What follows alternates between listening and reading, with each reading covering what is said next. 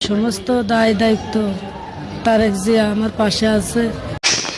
হ্যাঁ, আপনারা ঠিকই শুনছেন যে তারেক রহমান আসিয়ার আমার শাস্তি তো দেবেনি, আমার দুটি পরীক্ষিত করেছিল।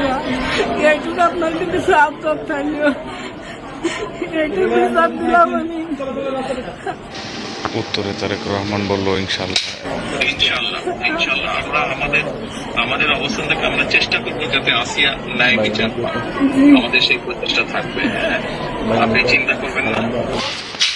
এবং চিকিৎসার জন্য যা কিছু প্রয়োজন সবকিছু আমরা দেবো তারেক রহমান। আসিয়ার চিকিৎসার জন্য যা কিছু প্রয়োজন আপনি যদি কিছু মনে করেন আমাদেরকে জানাবেন, ঠিক আছে?